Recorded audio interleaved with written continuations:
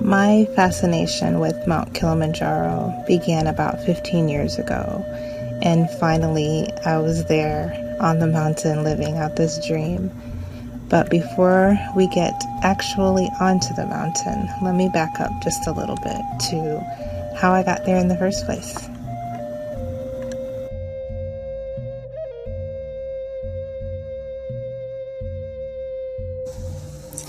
Okay, so this is my first installment of my video, I guess you could say. I'm about 3 days away from leaving for my trip to Kilimanjaro, and I am feeling a little bit nervous, but also I'm feeling ready to take this journey by myself. Right now I'm all packed. I have everything that I need, everything that was suggested to bring with me, and pretty much all I have to do is get on that plane and leave. So I want to kind of start with why I chose to take this trip in the first place. About 5 years ago, Marcus, my husband, was diagnosed with leukemia, and it was a very difficult time in our lives. We didn't really know what to do. I mean, we were kind of lost.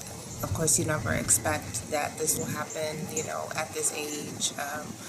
We had a 4-year-old, and I was also pregnant at the time, and it just came as a complete shock, as a cancer diagnosis usually does. And we didn't really know what was going to happen next. So we went through quite a bit, but at this point, he's doing a lot better. We prayed and prayed and prayed. At that point, other people prayed for us, and eventually he's better. He's on a form of oral chemo that keeps him to where he's able to have a pretty normal life. He works out now. He's feeling good. Loves spending time with our kids. So it's been good. During that time, though, that he was in the hospital, I also had a miscarriage, and that was, of course, difficult for us. But about a year later, I ended up having our daughter, Ivy, and she's perfect and she's beautiful. So that's everything that came out of that. Despite what we went through, we've been very blessed since then, and so I wanted to really kind of give back and bring attention to the cause of the Leukemia and Lymphoma Society, because they are who funded the research for the chemo medication that he's on that's keeping him healthy at this point. So how do the leukemia and Kilimanjaro, where do they match, or where do they come in, is that I'd always kind of had it in the back of my mind that I wanted to climb Mount Kilimanjaro. I'd seen some type of billboard or advertisement for it when I first moved to Dallas, and it was something that I felt like, could I do that? Maybe one day. I researched it at the time, and it was something that I, at the time, definitely couldn't afford to do, but it was kind of in the back of my mind. So maybe once a year I would look up things about climbing Mount Kilimanjaro. And so this past summer, I looked it up again, just out of curiosity, and I saw that the Leukemia and Lymphoma Society was doing a trip to Mount Kilimanjaro. And since that was the society that really helped the funding of the medication Marcus is on, I thought, God, this is you telling me that it's my time to climb this mountain. So I made some phone calls and some inquiries, and I ended up, things just kind of ended up falling into place from there. Once I was on Emirates airline, I started to actually feel like I was traveling to another country. The food was different. It was ethnic food. A lot of it was Indian food with those flavors that I really enjoy. And as much as most people hate airline food, I was enjoying it quite a bit because I was just trying to take in every part of the whole experience. Final plane to Kilimanjaro.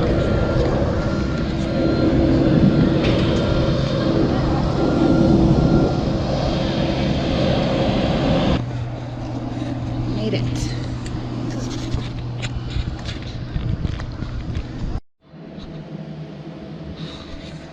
Okay, so I finally made it to the hotel, and it is, I don't even know what time it is right now. Let me check.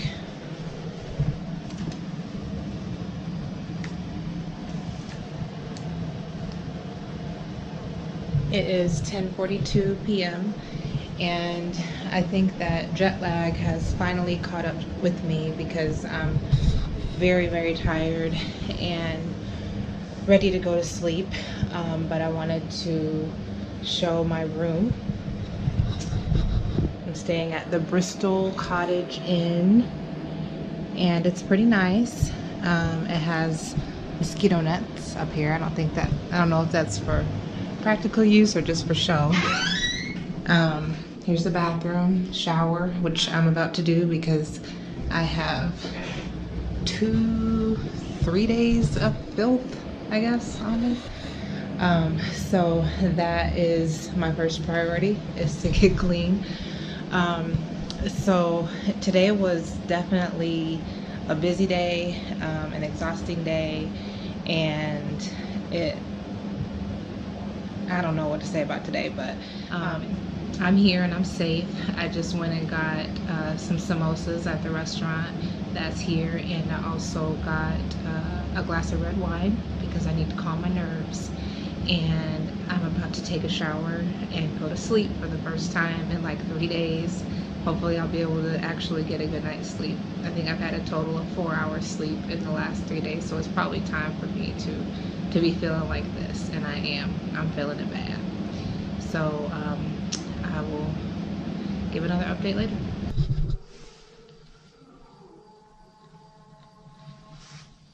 So it is Sunday morning at 5:16 a.m. and I was woken up. If you can hear that, that's the call to prayer.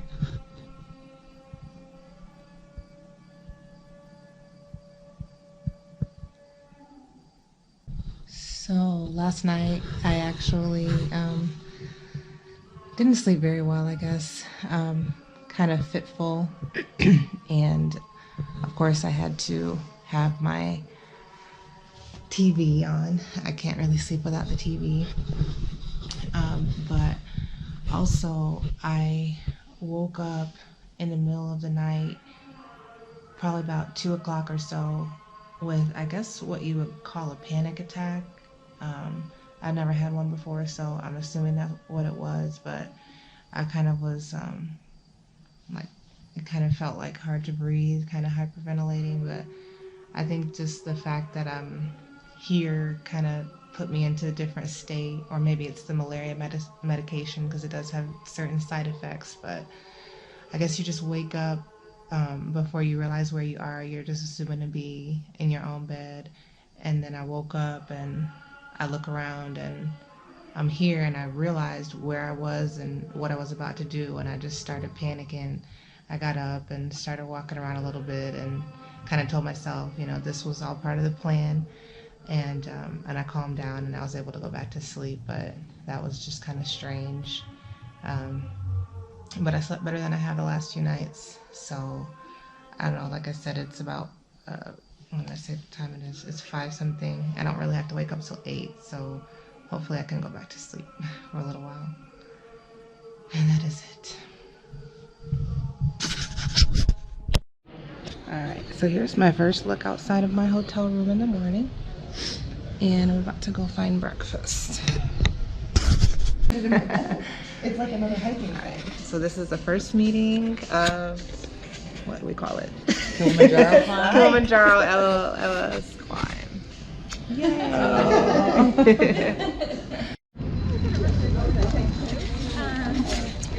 All right, we are on our way into town on Sunday morning. They did a gear check, and some of us need extra things that we didn't have, including me. I didn't have my rain gear, so we're on our way into town. Oh no, I hope you weren't GoProing that. You might just delete an F-bomb. Sorry. We're in the marketplace and just looking around at the things that they have. All right, so I am at the end of day 2, and this day was pretty eventful. We had this morning I went to breakfast and I met all of the people that I'm going to be climbing with, and they seem like really nice people. I think it's going to be a really good group. We also were able to go out to the city of Moshi and get a couple things that we needed.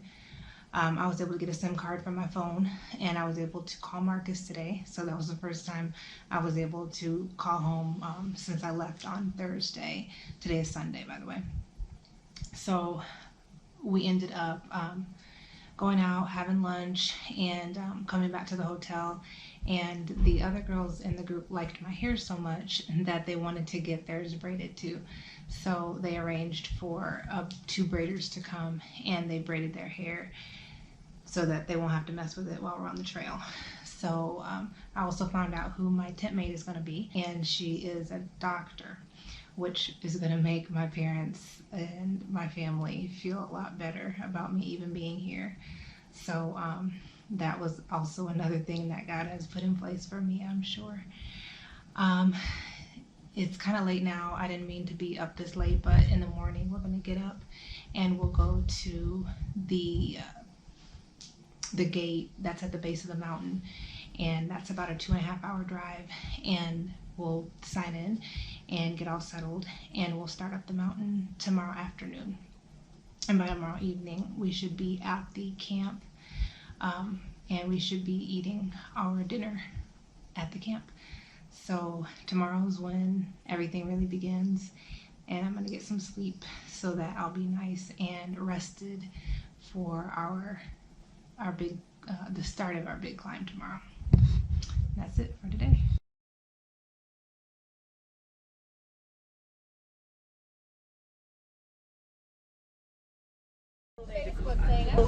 I still had to find my camera. Almost there.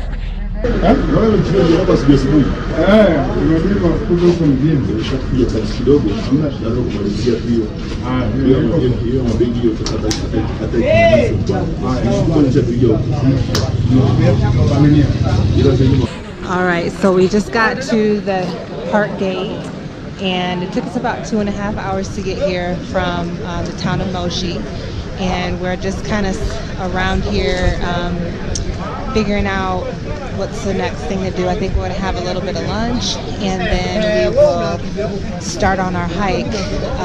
Our next meal, I guess, will be up on the mountain, but if you can see, there's a lot of staff around, and some of them are porters, some of them are cook and wait staff, and I guess we'll find out soon who the crew is that's going with us. This is the Kilimanjaro sign that tells us that we're at the Kilimanjaro Park, and we'll be leaving from here, like I said, to start walking. So I'll look to the other side of the sign, and it just says, wishing you a nice climb. So wishing us a nice climb. Same wish I have.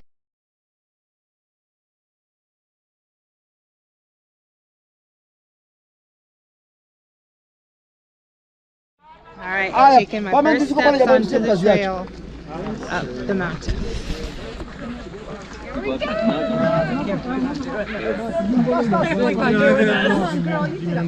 Yeah, I can do this.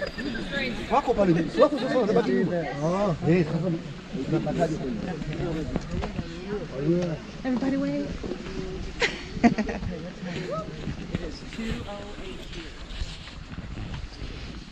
Like 30 1 hour and 5 minutes. Okay, 1 hour and 5 minutes into the hike.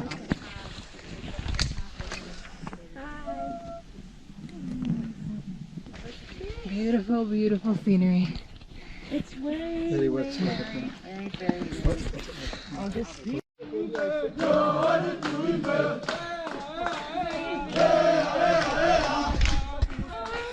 We made it to the first camp. Day 1.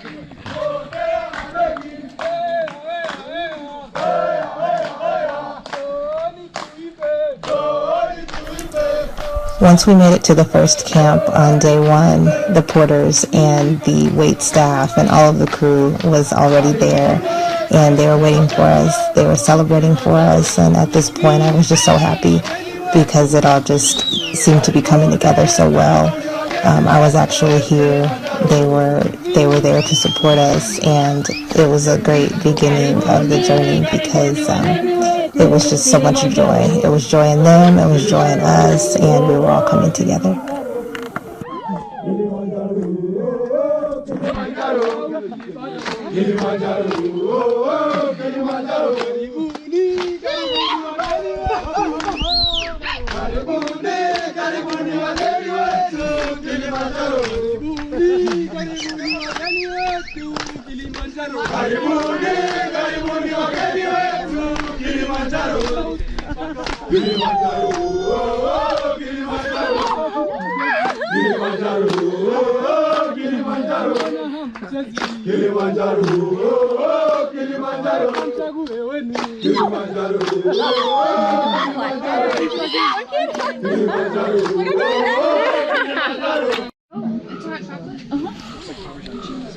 Alright, so once we got to camp, we were able to pick a tent and start setting up, and then they washed our hands and they had this nice snack set up for us. Popcorn, ginger cookies, tea, and coffee. So I guess we're just gonna hang out in here until they start dinner. Good bready. Garlic bready. The first meal on the first night was garlic bread and pasta carbonara, which was a pretty fancy meal to be up on a mountain somewhere. So it looked so good, but the pasta had a bunch of meat in it, so I knew I wouldn't be able to eat it. But then almost immediately after they brought it out, they said, "Where is Yasmin?" And then they brought me this different pasta that was just basically noodles and vegetables, but it was very seasoned and very good. And I was just like, wow, I was so impressed that even, you know, up here on this mountain that they were tending to my specific dietary needs. And that was a good feeling to realize that they were taking care of me very, very well. Thank you. What day is it? Day two. Day two. Tuesday. And I'm getting my vital signs.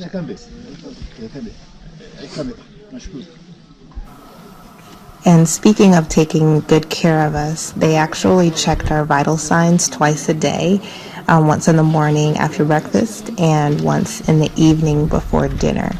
So each day you would just hope that your oxygen level was good and that your blood pressure was good so that you could continue the journey. Isn't that good? Yeah, good. It's good. Okay. Fast. Alright. So pretty around here.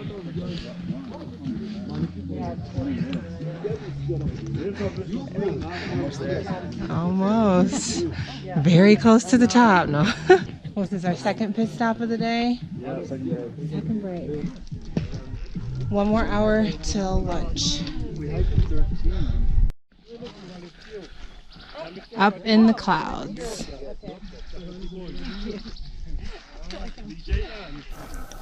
This is the point at which we were passing through the cloud layer, and I remember one of us saying, "Oh, it got really foggy outside," and then someone else said, "Clouds? No, we're up in the clouds. We're passing through the cloud layer." So it was pretty amazing to look around and realize that we were that high up, that we were passing through the clouds.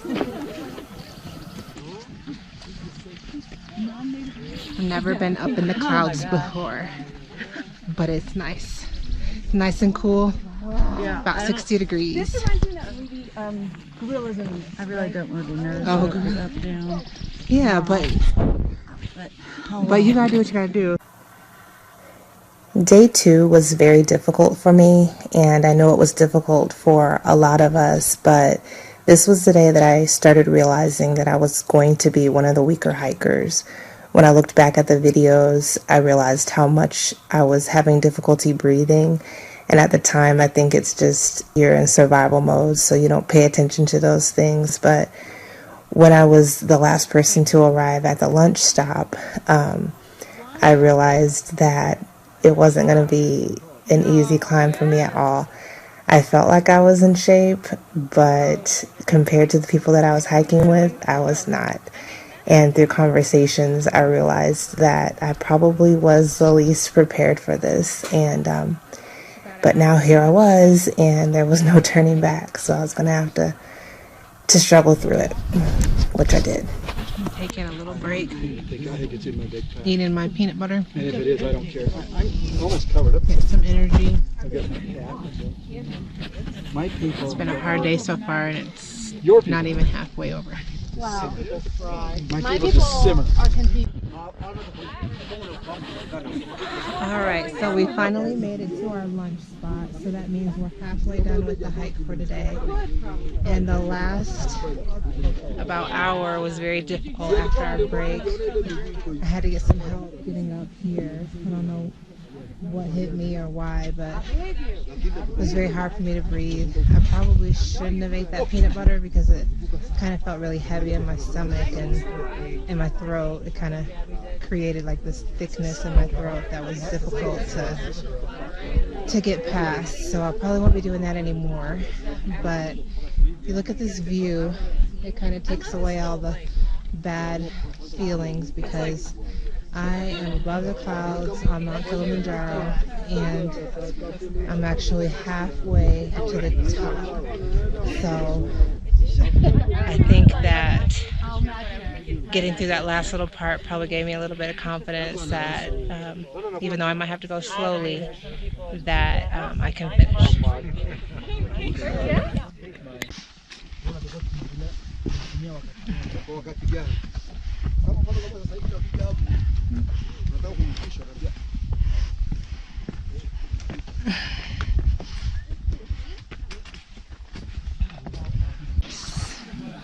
I'm not sure if you can see it okay, but right behind me is the peak of Mount Kilimanjaro, and we should be there in about 6 days. Today was hard. It was 6.5 hours of hiking. Most of it was uphill. It was the first day that the altitude really got different from what we're used to, so it was a lot of panting and having to stop and catch my breath and having to really pay attention to my body and when I needed to take a break. So in the end, obviously we made it to camp, and we're at Baramfu Camp. I think that's what it's called, Baramfu Camp 1, and this is what it looks like. It's a pretty big camp.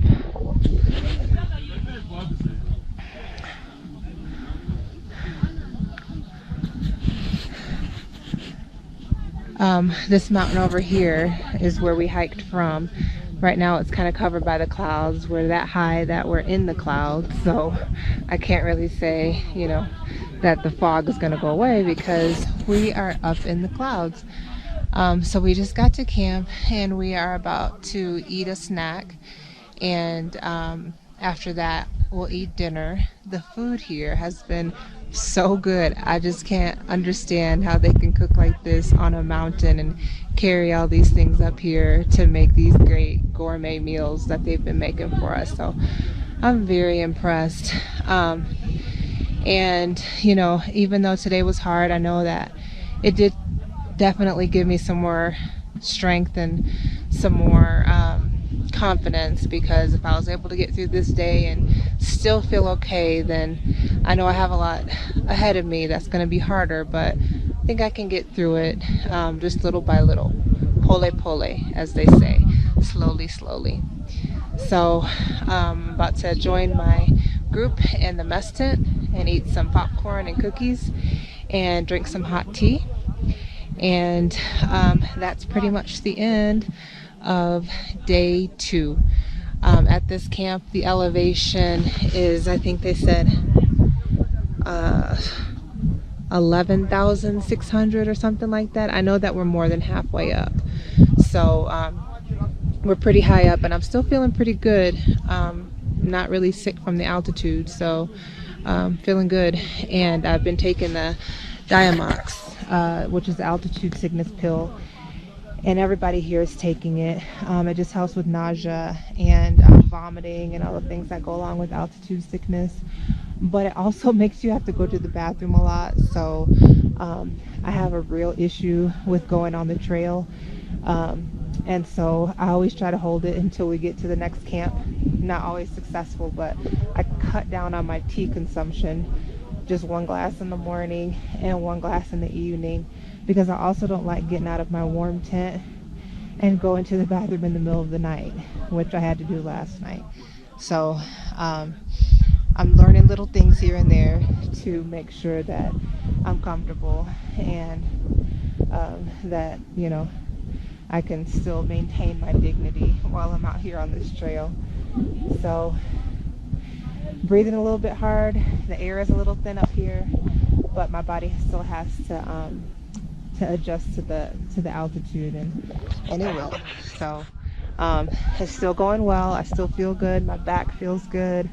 Of course my feet are a little sore, but after some rest tonight and kind of rubbing them, I'm sure they'll be fine. The temperature here is about 40 degrees or so. It feels very cold, but not unbearable. I have much colder days ahead, so I can't complain yet. But so yes, things are going well, and about to go get some munchies. And after that, after dinner, I'm just gonna call it a night. Get a good night's rest, hopefully. All right. All right, so now the clouds have finally cleared, and we can see the top of Mount Kilimanjaro from where we are. And it's right there. That's where we'll be in about 6 days. And fish. Can I take your picture, guys? Yes. You don't have to pose, but. Okay. Yeah, with your plate. Okay. Okay, ready? 1, 2. Oh, where's the flash? Hold on. Sorry. Okay, 1, 2, 3. Very good.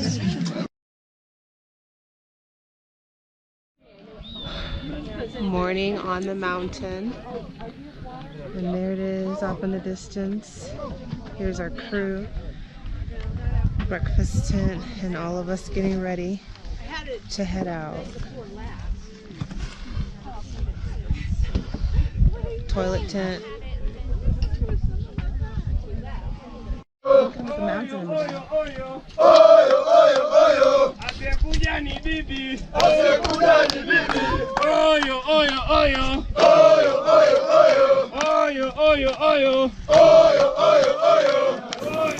Waking up to this was definitely a once in a lifetime experience. You just compare it to being at home, and you know, you roll over when your alarm clock goes off, and grudgingly you get out of bed to go to work. But on these mornings, it just gave a whole new definition to morning, and they just did everything they possibly could to get us up and get us ready to start the hike for the day.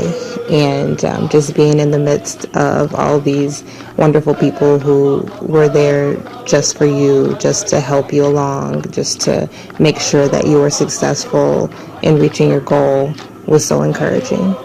And that's something that I'll never forget.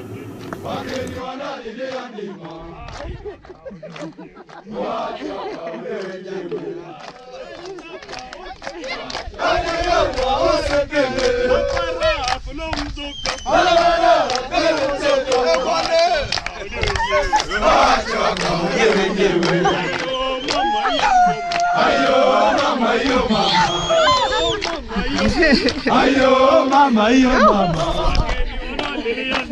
wageni wananilia mlima,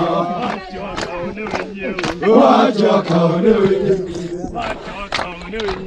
wacha wakaone wenyewe.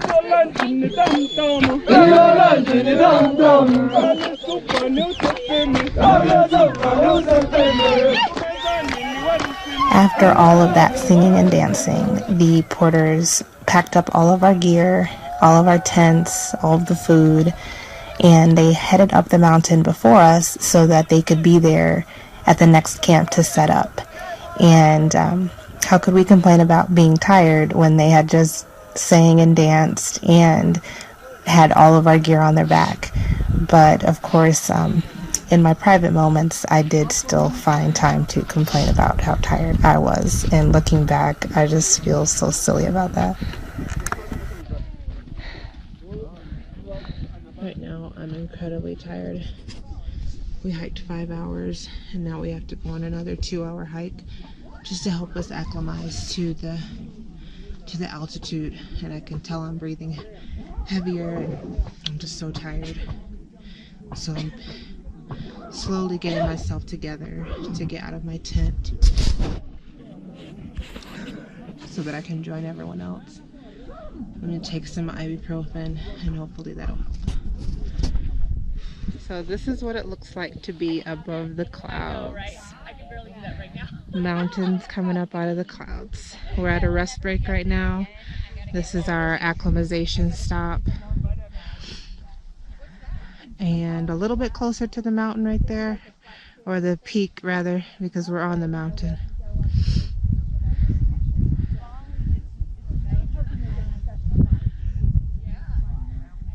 Very nice. It's evening. We just have to climb back down an hour. It wasn't so bad. Wasn't as bad as I thought it would be. It's getting a little bit chilly, but not too bad. I'm sure tonight will be cold. Last night was freezing, and we're even higher up, so I'm sure tonight will be cold, but not as cold as it will be the next few nights. Every night's a little bit colder, so I try not to complain about the night before, and just kind of appreciate everything around me, because this is beautiful.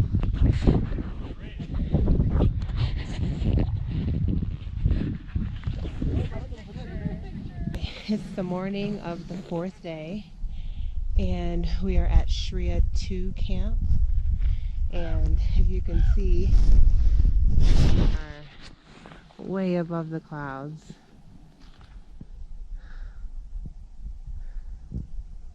It's quite amazing to be all the way up here with the birds and realize that this is really their domain, and they're probably wondering why we're way up here. But I slept pretty well last night, considering. Here's Kilimanjaro, the top of it, just waiting for us to make it. It looks like there's quite a bit of snow up there. I didn't bring the spikes for my shoes, so hopefully that won't stop me too much. There. Oh. Yeah, it's taking a video. Oh shoot, I didn't put it on. Alright, so it is the end of day 4, and we are at Barranco Camp. Down there you can see the clouds. They're about to get dinner ready for us. Today was another challenging one, especially that second part after we ate lunch at Lava Tower. It was a lot of up and down these cliffs, a lot of rocks that were kind of shifting, and I wasn't a lot of times able to, get a good grip. So the guides helped me a lot to be able to get down here. But I made it, and so there's another day of me saying, at least I made it. Right now I'm feeling good. I'm hungry, which is a good sign. I still have an appetite, and we are just about to kind of get settled in for the night. I'm going to try to make a phone call. This is a camp where we have cell phone service, so I'm going to try to call home and see if I can get some. I'm like the sauce queen. Or just go in. Like, I don't like it. Do you want me to empty this? No. You just have in a bowl? You can empty it back. Just a little bit. Okay. Welcome. So we have just climbed up this part of the mountain. Now we're pretty close to the top, I think. You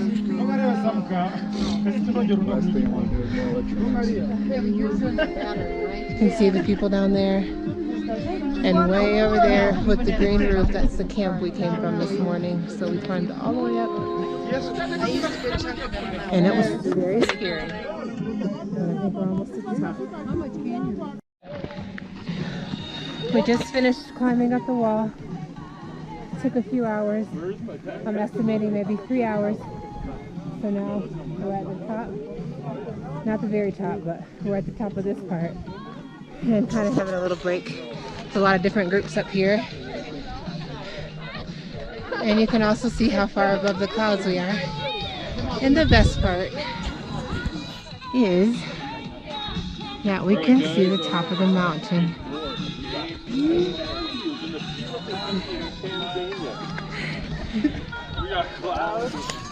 So, another hard part of the day, but got through it again. And I can't think of anything more awesome right now than being right here.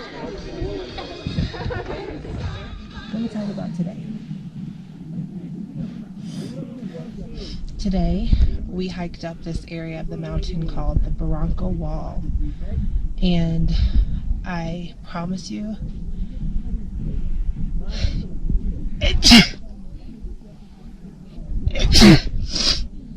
my allergies did not go away on the mountain, by the way. I promise you, I think I almost died. I think that's the closest I've ever been to feeling like I was going to die. And it was absolutely terrifying. It was basically the side of the mountain. It went almost straight up, and you had to climb it just like you would at like a rock climbing wall. But you didn't have a harness. You didn't have someone pulling on the rope to make sure that if you did fall, you were caught. I was so scared. Like, that's the most scared I've been this entire trip. And I definitely celebrated when I got to the top, because I don't know how I did that. And I don't know. It's hard to describe the feeling of feeling like if I make one wrong step, or if I step on a rock that's loose, or if I slip, that's it. And what I think got me through it at a certain point was that I was like, okay, I'm up so high, I'm past the point of, you know, if I fall from here, I'm gonna die. Well, the higher up I go, whatever point I fall from, I'm gonna die. So it was just kind of inevitable. So I mustered up every bit of strength that I had, and I made it up that wall. The rest of the hike was not as scary, but it wasn't easy either. It was a lot of ups and downs to the camp that we're at now, called, I don't even remember, honestly. I was just happy to see the camp off in the distance once we got there. So we got here, we ate lunch. It was veggie pizza and of course soup. And my tent mate went on. It was an optional hike that you could go to help your body to adjust to the altitude, but I had no energy and I did not go. So I was able to take a what you can describe as maybe a mountain bath, and I used this little lay there. This and nasty water you see right guess there. what I found? I was able to be in my tent by myself and completely unclothed for the first time, and take my little mountain bath. So right now I'm kind of feeling like a brand new person. I got really, really dirty today, to the point where I could smell myself. And usually I'll be like, oh, do I smell? And I'll kind of sniff and I'm like, I'm fine, I'm fine. Today, it was bad. And I was like embarrassed to be around anybody. But I was able to get my little mountain bath in. And did you see that dirty water? There's the close up. Yeah. That is how many days? This is day 5, I think. That's 5 days of filth. Every night I've been like wiping down my feet and everything, but I haven't been able to like truly completely get clean. Now I feel like I'm pretty clean. I have on semi-clean clothes. I think I only wore this shirt once. So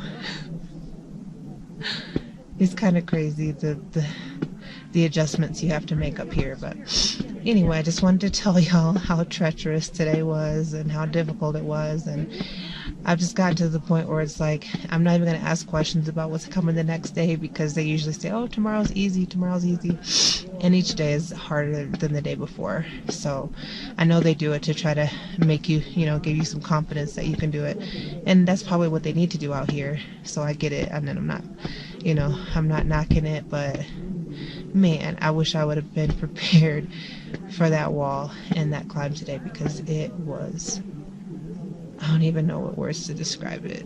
It was the most dangerous thing I've ever done, and I will never do anything like that again. I don't know how it is going to be at the summit. I don't know if it's going to be that steep, but if it is, I don't know. I hope I get up and back down safely. I see why my parents and everybody were worried now, because they promised me a slow trail hike. That's what I signed up for, not scaling the side of the mountain. So I don't know.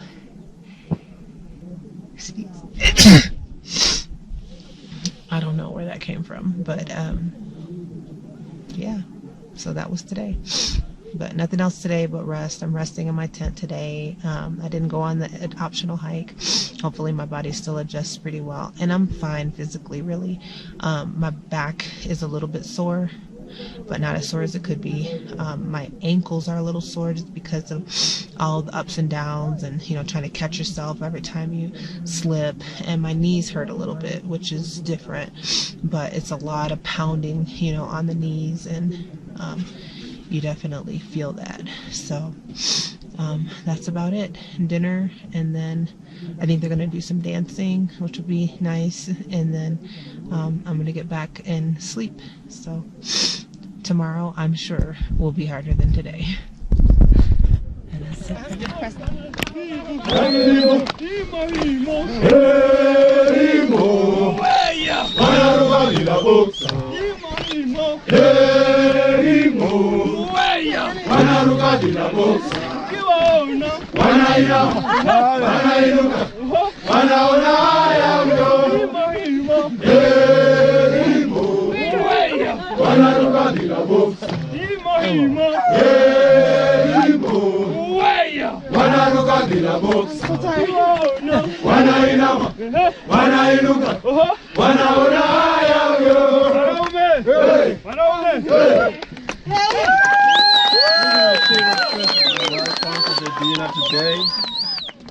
Today we have mixed canned food. We have rice, we have a guacamole, we have a tortilla with and quesadilla. This salad and beans. Whoa. With the cheese. Yes. Okay, guys, you are welcome. Thank you so much. Sante sana. Okay, so this is the last night before summit night. Tonight we get up at 12 a.m. and we start our climb to the summit. And I guess I'm feeling quite a few emotions right now, but the most one is I'm very nervous and a little terrified. But I feel good. How are you? Good. I feel through, 5-6 days of hiking was to get to this point. And so I try not to allow the negative thinking to stop me from doing what I need to do. But I can't deny the fact that I'm scared. At this altitude, it's even harder to breathe. I thought it was hard to breathe before, but it's even harder now. Here you can see the clouds out there.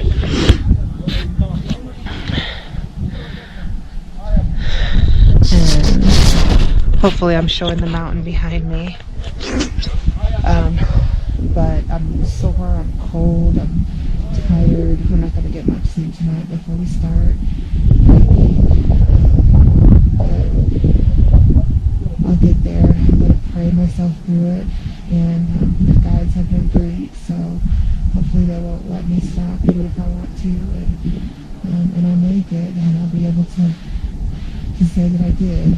So it's been quite the journey.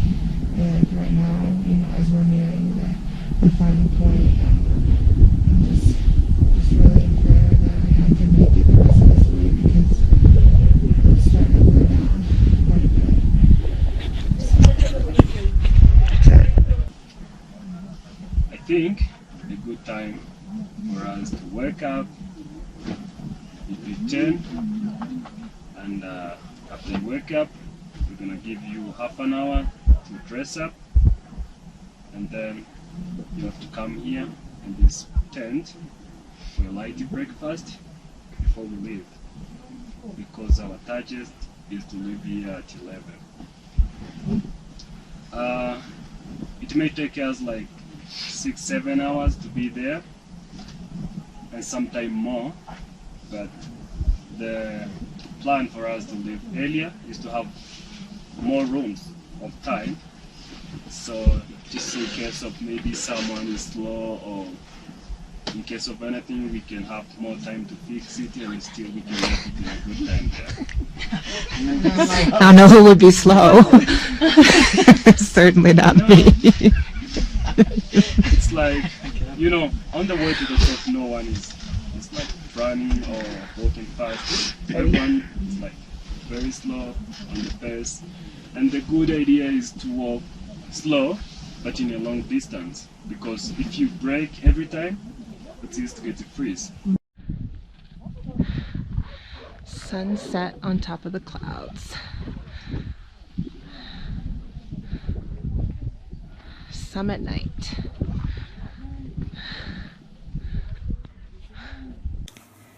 Summit night was hard to put into words. In fact, I made a whole separate video detailing that experience. It was beyond strange. It began with us climbing through this loose red dirt until we got to the steep switchback that would lead us to the top. It was pitch black, and you could only see as far as your headlamp would allow you to see.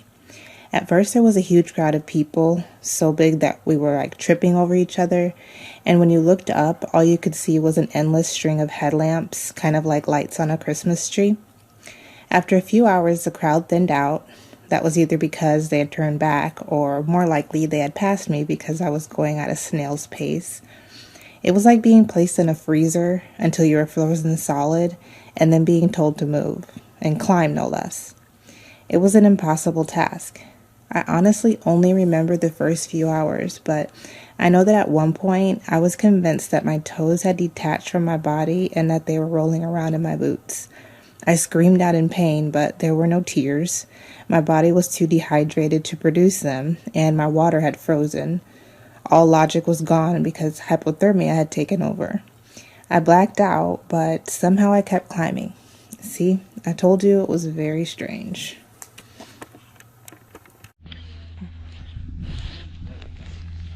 Just made it to Stella Point.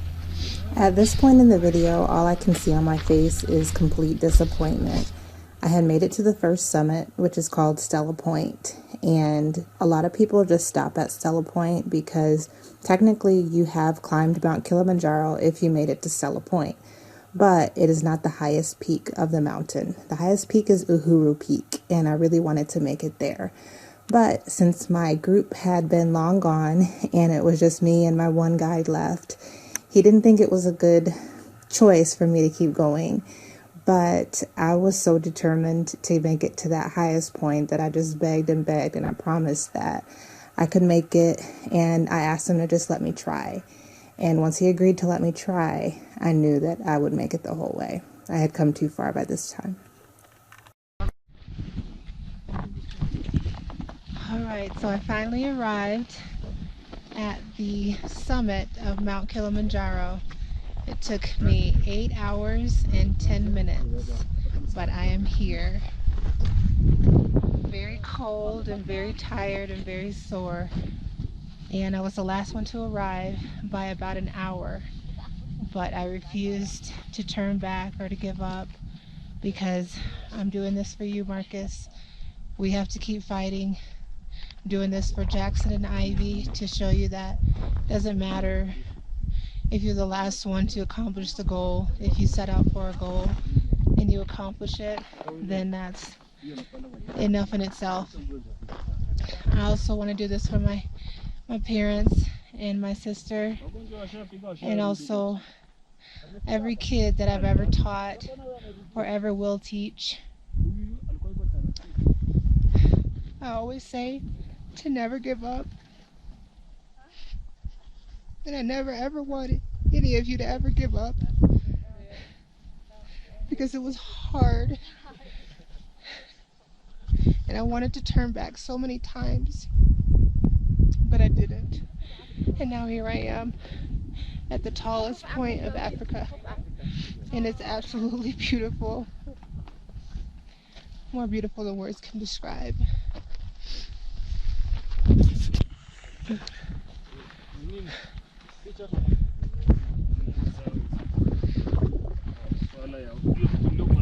So Marcus, Jackson, Ivy, Mom, Dad, I hope that you're proud.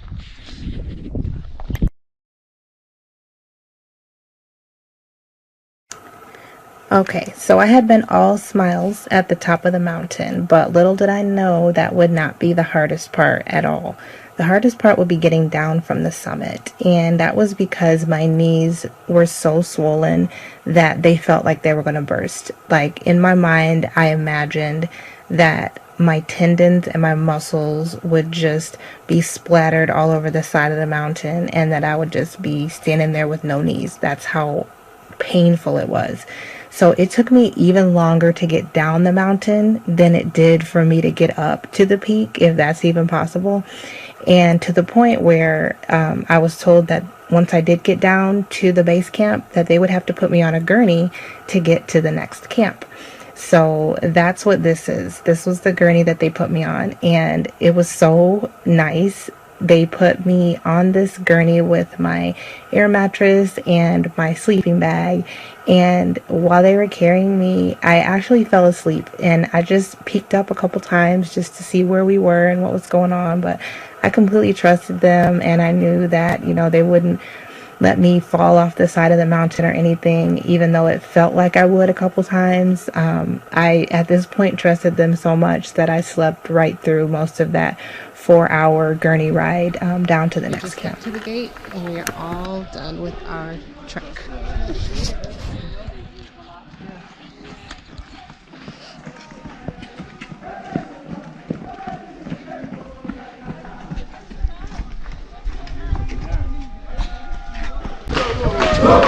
I see it. Congratulations.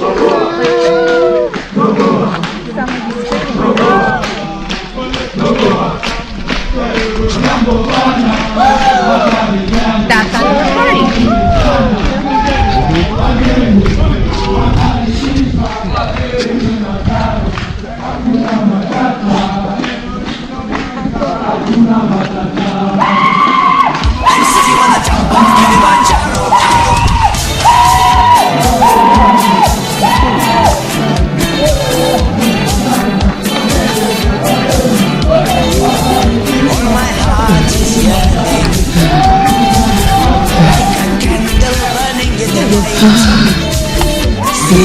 Thank you.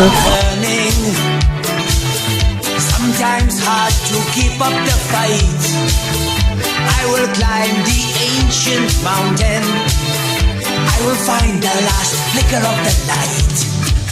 I'm sitting on the top of Kilimanjaro. Oh yeah, I can see a new tomorrow. I'm sitting on the top of Kilimanjaro. Oh yeah, I cast away all my sorrow.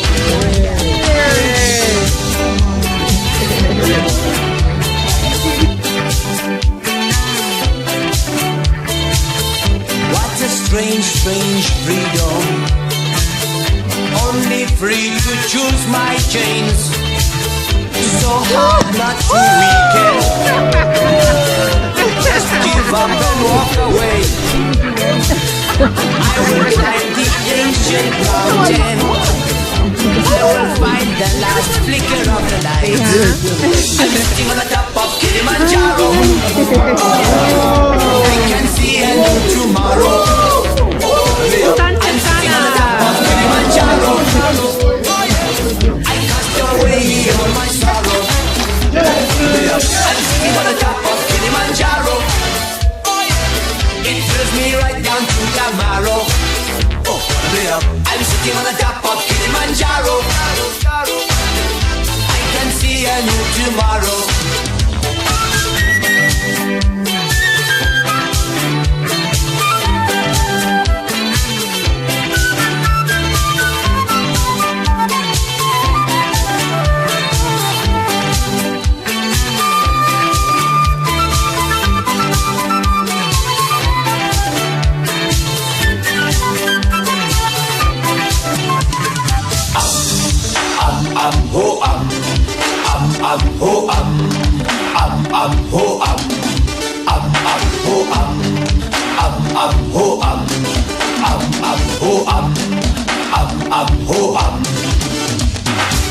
I'm sitting on the top of Kilimanjaro. I'm sitting on the top of Kilimanjaro. I'm sitting on the top of Kilimanjaro. I'm sitting on the top of Kilimanjaro. Sitting on the top of Kilimanjaro. Habari gani? Nzuri sana. Wageni wakaribishwa Kilimanjaro. Hakuna matata. Hakuna matata. Hakuna matata. Hakuna matata. Hakuna matata. Jambo bwana, habari gani? Nzuri sana. Wageni wakaribishwa Kenya yetu, hakuna matata. Jambo. What you're seeing now is the celebration that the crew had set up for us at the end of our climb. And as tired as we were and as sore as we were, we still got out there and we sang and we danced as much as we could. It was such a happy time because it was truly a celebration of a huge accomplishment.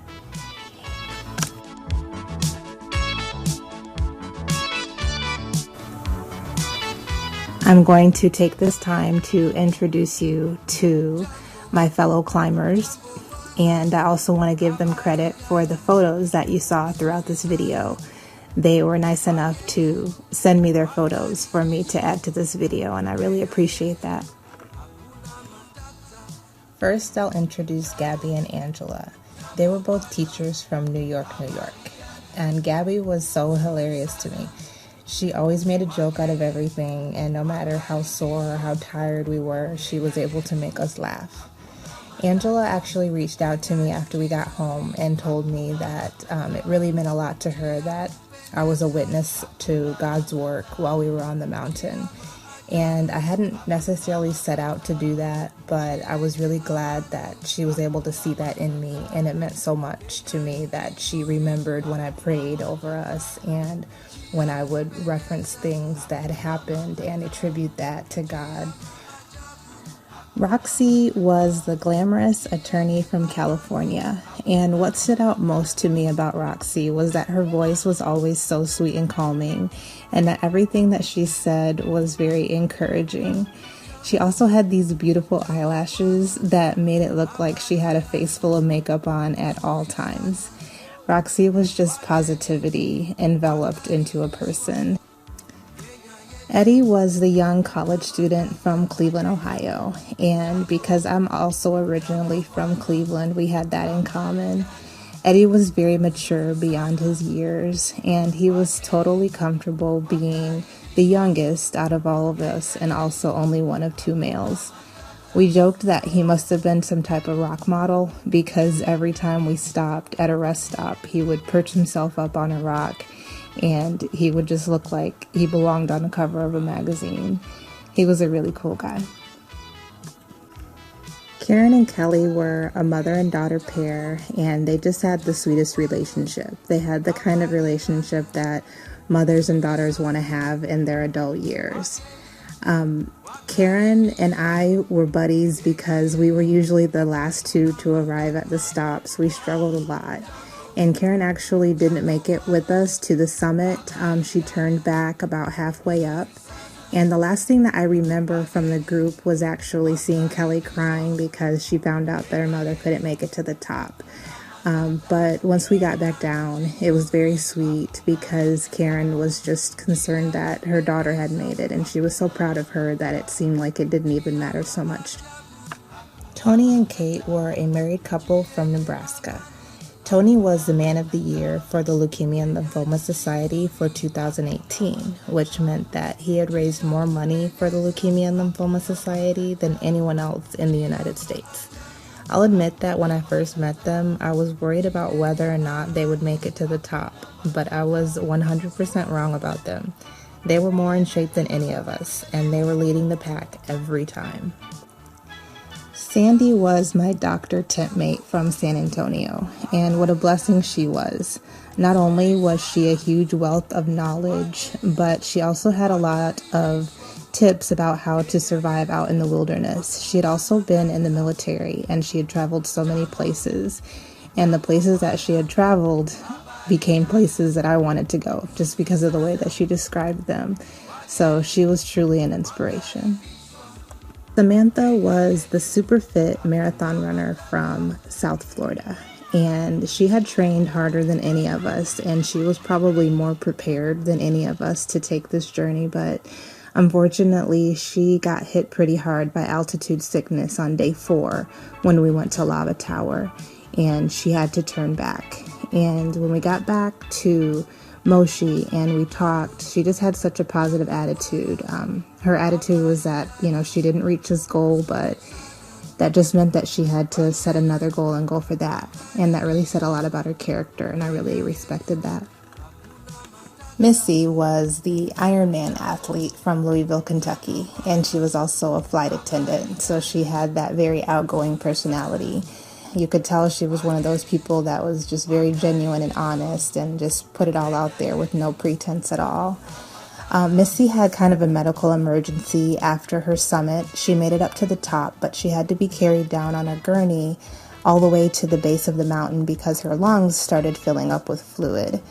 And it could have been a very dangerous situation, but the hospital that was near our hotel took really good care of her, and she ended up being okay. So just a word to the wise, take the Diamox medication, it helps.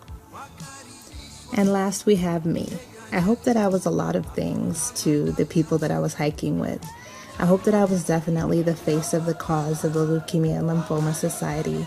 I think that I was the one that was the most closely affected by it, and their fundraising went toward families just like mine to help us through these difficult situations.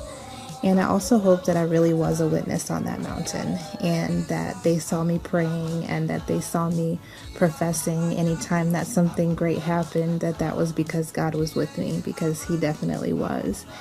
And I definitely know that He is the reason that I made it there and back safely, and that I'm now able to look back and tell this story, because to me, it's quite an amazing one.